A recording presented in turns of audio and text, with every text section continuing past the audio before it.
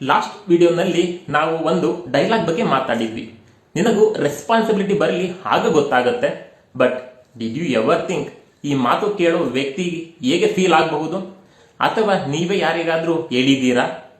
Some time people also say, ನೀನು responsibility ತೆಗೆದುಕೊಳ್ಳಲ್ಲ, ನೀನು ಇನ್ನು ರೆಡಿ ಇಲ್ಲ, ನಿನಗೂ ಎಕ್ಸ್ಪೀರಿಯನ್ಸ್ ಬರಲಿ ಆಗ ಗೊತ್ತಾಗುತ್ತೆ.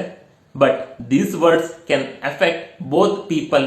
ಮೊದಲು ಕೇಳೋ ವ್ಯಕ್ತಿಗೆ ಹೇಗೆ ಇಂಪ್ಯಾಕ್ಟ್ ಆಗಬಹುದು? ಸೆಲ್ಫ್ ಡೌಟ್ ಬರಬಹುದು. ಮೇ ಬಿ ನಾನು ಕೆಪೇಬಲ್ ಅಲ್ಲ ಅನಿಸಬಹುದು. ಅವರು ತಮ್ಮ ಒಪಿನಿಯನ್ ಶೇರ್ ಮಾಡೋದು ಕಡಿಮೆ ಮಾಡಬಹುದು. Sometimes it takes discourage them because they feel whatever I say they will dismiss it. ಇದನ್ನು ಹೇಳುವ ವ್ಯಕ್ತಿಗೂ ಇಂಪ್ಯಾಕ್ಟ್ ಇರುತ್ತದೆ.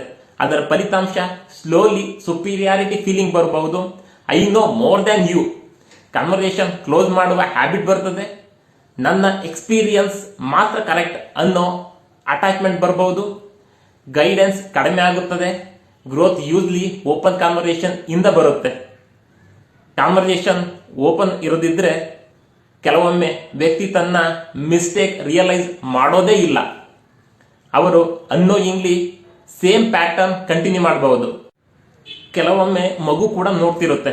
ಅವರು ಕಲಿತಾರೆ, ವರ್ಡ್ಸ್ ಹೇಗೆ ಯೂಸ್ ಮಾಡ್ತಾರೆ, ಮಿಸ್ಟೇಕ್ಸ್ ನ ಹೇಗೆ ಮುಚ್ತಾರೆ, ಬ್ಲೇಮ್ ನ ಹೇಗೆ ಫ್ಲೋ ಆಗುತ್ತೆ ಅಂತ.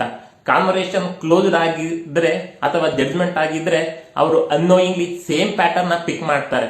But most parents don't realise how their childrens are learning and growing in this moments.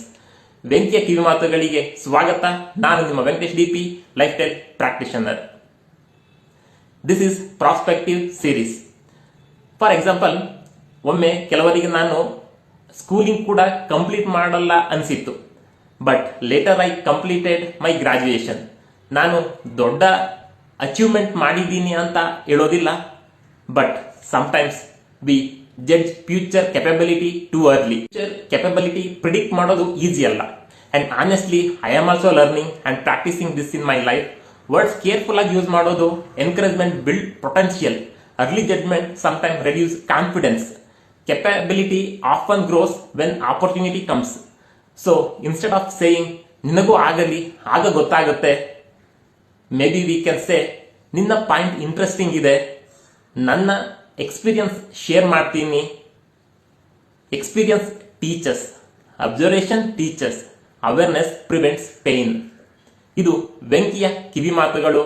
ಕೇಳಿ, ಯೋಚಿಸಿ, ಅನುಸರಿಸಿ.